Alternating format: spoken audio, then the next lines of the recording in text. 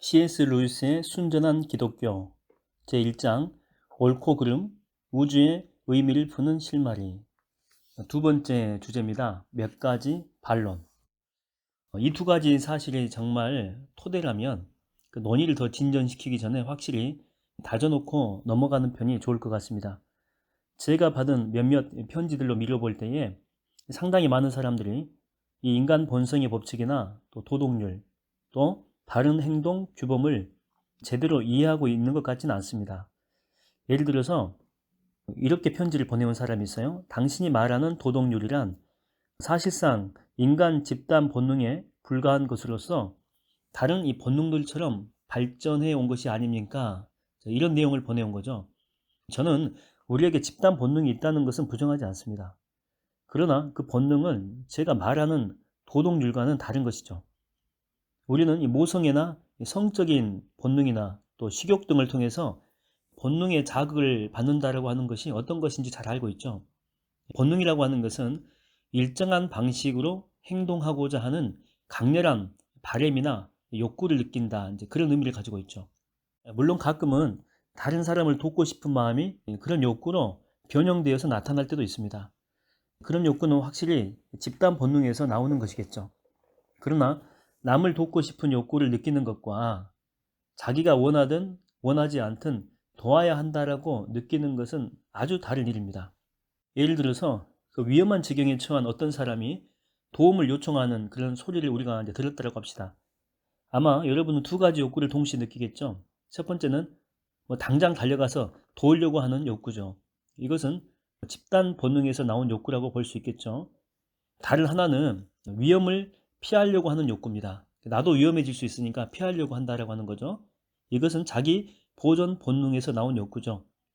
그런데 여러분은 이 두 가지 충동 외에 도망치려는 충동을 누르고 도우려고 하는 충동을 북돋아라 라고 말하는 내면의 제3의 무언가를 발견하게 된다라고 하는 거죠.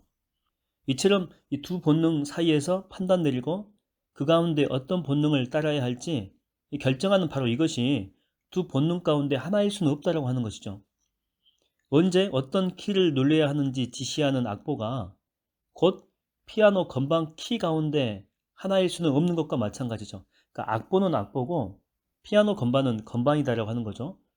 그래서 이 도덕률은 우리가 연주해야 할 곡이라면 콩나물 깍대기가 있는 악보죠. 그래서 본능은 뭐냐면 본능은 단지 건반 키들에 불과하다라고 하는 거죠. 그 도덕률이 단순히 본능 중 하나가 아님을 알 수 있는 길이 또 하나가 있습니다. 만약에 사람의 마음속에 두 가지 본능만 있다면 그 두 가지가 충돌할 때 항상 강한 쪽이 이겨야 되겠죠. 큰 본능, 강한 본능이 약한 본능보다 항상 이기는 게 그게 상식이겠죠. 그런데 우리가 도덕률을 가장 선명하게 의식하는 순간에는 대개는 둘 중에 더 약한 본능 편을 들여야 될 것 같은 그런 느낌을 받는다고 하는 거죠. 그러니까 여러분은 아마 물에 빠진 사람을 돕는 편보다는 자신의 안전을 도모하는 편을 더 바랄 것입니다. 그게 사람의 마음이니까. 그런데 도덕률은 그래도 그를 도와야 한다. 그렇게 우리 마음속에서 이야기를 하고 있는 거죠. 또한 도덕률이 옳은 충동을 원래보다 더 강화시키기 위해서 애쓰려고 할 때가 종종 있기도 하죠. 즉 옳은 일을 할 수 있는 동력을 얻기 위해 상상력을 일깨우고 또 동정심 등을 불러 일으킴으로써 집단 본능을 자극해야 한다는 의무감이 느껴질 때가 종종 있다고 하는 거죠. 이처럼 한 본능을 다른 본능보다 강화시키려고 드는 것은 분명히 이 본능에서 나오는 행동이라고 할 수 없다고 하는 것입니다. 집단 이 본능 자체가 야, 너의 집단 본능은 지금 잠들어 있으니까 깨워라 라고 말할 수가 없다는 거죠. 예를 들어서 피아노의 그 건반 키, 이게 아까 본능이라고 했죠. 근데 키 자체가 자신을 다른 키보다 더 크게 쳐라 이렇게 지시할 수는 없다라고 하는 거죠. 이게 불가능하겠죠, 이거는. 그러니까 도덕률이 단순히 본능 중 하나가 아님을 알 수 있는 세 번째 길은 이제 바로 이것이죠. 그러니까 만약에 도덕률이 본능 중에 하나라면 언제나 선하며 또 언제나 옳은 행동 규범에 일치하는 충동 하나를 우리의 내면에서 짚어낼 수가 있어야 된다고 하는 거죠. 근데 그런 충동은 없다는 거죠. 그러니까 우리는 어떤 본능에 대해서든지 때로는 억누르며 때로는 북돋으라는 명령을 도덕윤례부터 받아요. 우리의 충동 가운데 어떤 것, 이를테면 모성애나 애국심은 선하지만 성충동이나 싸우려는 충동 등은 나쁘다라고 말하는 것은 잘못된 것이죠. 단지 싸우려고 하는 충동이나 성충동을 억제해야 하는 경우가 모성애나 애국심을 억제해야 하는 경우보다 더 많은 것뿐이죠. 그런데 결혼한 남자나 군인처럼 의무적으로 성적 충동을 북돋거나 아니면 싸우려는 이런 충동을 북돋아야 하는 그런 상황도 있는 것이죠. 또 자녀를 향한 모성애나 조국을 향한 사랑을 억누르지 않으면 다른 이들의 나라나 그 국가에 부당한 결과를 초래하는 상황도 있을 수가 있겠죠. 그러니까 엄밀하게 말하자면 충동에는 원래 좋거나 나쁜 것이 없다라고 하는 것입니다. 피아노의 경우를 다시 한번 생각해 보십시오. 피아노 건반에 오름키와 그름키가 있는 건 아니죠. 모든 키는 옳게 눌리는 순간도 있고 그르게 눌리는 순간도 있습니다. 도덕률은 본능 중에 하나도 아니고 또 본능을 모아놓은 것도 아니죠. 그저 도덕률은 본능들을 지휘합니다. 지휘해서 일종의 그 곡조, 우리가 선이나 또 옳은 행동이라고 부르는 그런 곡조들이 있는데 이런 것들을 만들어내는 어떤 것이다 라고 할 수가 있다는 거죠. 그런데 이 점은 실제적인 면에서 아주 중요합니다. 우리가 저지를 수 있는 가장 위험한 짓 가운데 하나는 자신의 본성에 있는 본능 중 하나를 골라가지고 무슨 대가를 치르더라도 꼭 따라야 할 사항으로 절대시하는 거죠. 근데 이렇게 절대적 지침같이 되어버리면 이 본능 자체는 거의 우리를 마귀로 만들 수 있는 가능성이 있다고 하는 거죠. 보편적인 인간이야말로 안전한 본능이다. 사람들 일반적으로 이렇게 생각할지 모르겠지만 이걸 절대적 지침으로 만들게 되면 인간애를 핑계로 정의를 무시할 수 있다고 하는 거죠. 그 모든 이유는 인간을 위해서입니다. 인간을 위해서. 그래서 계약을 깨뜨리고 또 재판의 증거를 위조할 것이고 인간을 위해서죠. 결국 또 잔인한 배신자가 되고 말죠. 왜? 인간을 위해서. 제게 편지를 보내온 사람 중에는 당신이 말하는 이 도덕률이란 교육을 통해서 우리에게 주입된 사회적인 관습, 관습에 불과한 것이 아닙니까? 라고 이제 묻는 사람도 있었다라고 해요. 저는 이 점에 대해서도 오해가 있다라고 생각하는데 이런 질문을 하는 이들은 대개 부모와 스승에게서 배운 것이 있다고 해도 그것은 단지 인간들이 만들어낸 것이라고 이 사람들은 이걸 당연시 여긴다라고 하는 거죠. 물론 이것은 사실이 아닙니다. 우리는 모두 학교에서 구구단을 배웠죠. 그러나 사막에서 혼자 자란 아이는 구구단을 모를 것입니다. 그렇다고 해서 구구단이 단지 인간의 관습, 즉 인간이 스스로 구성해낸 것으로서 인간이 원했다면 얼마든지 달리 만들 수도 있었다라고 말하지는 못하죠. 그래서 다른 모든 것도 그렇지만 바른 행동의 규칙도 부모와 스승과 친구들과 책들로부터 배운다는 사실에 저는 전적으로 동의한다라고 하는 것입니다. 물론 그 중에 어떤 것은 얼마든지 달라졌을 수도 있는 단순한 관습도 있죠. 그러나 또 어떤 것들은 수학처럼 실제적인 진리들입니다. 문제는 인간 본성의 법칙이 그중 어디에 속하느냐라고 하는 점이죠. 제가 인간 본성의 법칙을 수학과 같은 부류에 포함시키는 데에는 두 가지 이유가 있습니다.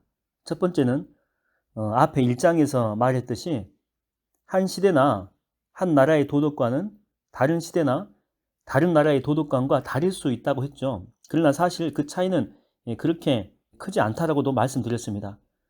그 모든 도덕관들을 관통하는 동일한 법칙이라고 하는 것이 있기 때문이죠. 반면에 사람들이 어느 쪽 길로 다니며 또 어떤 옷을 입느냐 하는 등의 단순한 관습들은 얼마든지 큰 차이를 보일 수도 있죠. 또 하나는 이런 것 때문입니다.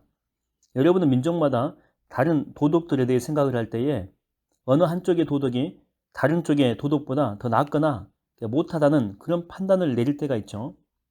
또 어떤 도덕은 이전보다 낫게 변화되었다라고 생각할 때도 있지 않습니까? 그런 경우들이 없다면 도덕적인 진보라고 하는 이 부분에 대해서는 그 무의미한 말이 되겠죠. 그러니까 진보라고 하는 것은 단순한 변화가 아닙니다. 단순한 변화가 아니라 더 나은 방향을 향한 변화를 의미하는 것이기 때문이죠.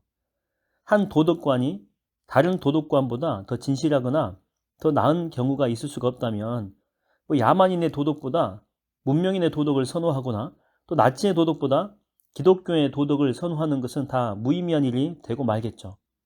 물론 실제로는 우리 모두 도덕관에 우열이 있다라고 우리가 다 믿고 있어요. 또 자신이 살았던 시대의 도덕관을 변화시키고자 노력했던 이들이야말로 개혁가나 개척자라고 부를 만한 가치가 있는 사람들이라고 우리가 믿고 있죠. 자, 그렇다면 좋습니다. 어떤 도덕이 다른 도덕보다 더 좋다고 말하는 순간 여러분은 사실상 어떤 기준에 견주어서 그 도덕을 지금 판단하고 있는 것입니다. 즉, 그 중에 어느 것이 그 기준에 더 가까운지를 견준 것이죠. 그때 두 도덕을 견준 그 기준은 그 도덕과 제3의 것일 수밖에 없는 거죠. 그러니까 실제로 여러분은 두 도덕을 참 도덕이라고 할 만한 것과 지금 비교를 하고 있는 것입니다.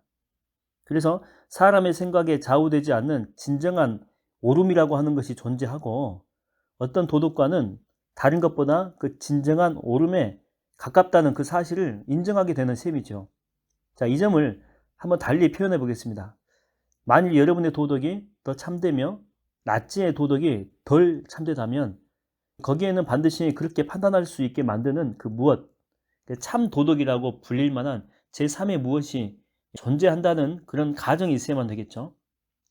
예를 들어서 뉴욕에 대한 여러분의 생각이 저의 생각보다 더 참되거나 덜 참될 수 있는 이유는 뉴욕이라고 하는 도시가 우리의 생각과 상관없이 실제로 이미 존재하는 장소이기 때문이죠. 만일 여러분이나 제가 말하는 뉴욕이 단순히 내 머릿속에서 내가 그려낸 도시라면 어떻게 한쪽이 다른 쪽보다 더 참되다라고 말할 수 있겠어요? 내가 만들어낸 건데. 그럴 경우에는 참과 거짓 자체가 아예 문제가 될 수가 없죠. 마찬가지로 이 바른 행동 규범이 단순히 각 나라가 어쩌다가 승인하게 된 사항들에 불과하다면 한 나라의 승인이 다른 나라의 승인보다 더 올바르다라고 하는 말은 의미가 없어지는 것입니다. 그래서 세상이 도덕적으로 더 나아졌느니 나빠졌느니 이런 말 또한 의미가 없어지게 되는 거죠. 따라서 이제 제가 말하려고 하는 그 결론은 바른 행동에 대한 사람들의 생각 차이 때문에 종종 이 자연적인 행동 법칙이란 없다는 의심을 하게 되기는 하지만 사실 이러한 차이에 대해서 생각하게 만드는 이 상황이야말로 오히려 그런 행동 법칙이 존재한다는 정반대의 사실을 입증한다라고 하는 것이죠. 제가 마지막으로 덧붙일 말이 있습니다. 제가 만난 사람들 중에는 도덕 간의 그 차이와 사실에 대한 신념 간의 그 차이를 구분하지 못하는 탓에 도덕 간의 차이를 지나치게 과장하는 이들이 있죠. 도덕의 차이와 사실에 대한 신념과의 그 차이, 구분을 잘 못한다는 거죠. 예를 들어서 어떤 사람이 이렇게 이제 이야기를 하는 것입니다. 300년 전에 영국에서는 사람들을 마녀로 몰아서 잡아 죽이는 일이 벌어졌어. 그렇다면 그것이 당신이 말하는 바 인간 본성의 법칙이나 이게 바른 행동의 법칙이라고 말할 수 있는 것이요? 이렇게 물었다라고 하는 거죠. 분명한 것은 우리가 지금 마녀를 잡아 처형시키는 일을 하지 않는 이유가 이제는 더 이상 마녀의 존재를 믿지 않게 되었기 때문이다라고 하는 그 사실이죠. 만약에 우리가 지금도 여전히 마녀의 존재를 믿는다면 그 마녀는 이런 사람이죠. 자신의 영혼을 악마에게 판 대가로 초자연적인 능력을 받습니다. 그래서 그 힘으로 이웃을 죽이거나 미치게 만들고 날씨를 굳게 만드는 사람들인데 정말 이런 사람들이 주위에 있다라고 우리가 정말로 믿는다면 우리 역시 이 불쾌한 이적 행위자들을 사형시켜 마땅하다는데 모두 동의했을 거다라고 하는 거죠. 즉 도덕적인 원칙에는 차이가 없다라고 하는 거죠. 그러나 사실에 대한 생각에 차이가 있을 뿐이다 라고 하는 것입니다. 마녀의 존재를 믿지 않게 된 것은 지식의 큰 진보라고 할 수 있겠죠. 그러나 마녀가 없다고 생각해서 마녀 사냥을 하지 않는 것은 도덕적인 진보가 아니죠. 그것은 이 사실에 대한 생각의 차이가 바뀐 것입니다. 과학이 발달을 했고 또 이런 미신들을 믿지 않게 되었기 때문이죠. 집에 쥐가 없다고 생각해서 쥐던 놓기를 그만둔 이를 인도적인 사람이라고 부를 수 없는 것과 마찬가지다라고 하는 것입니다.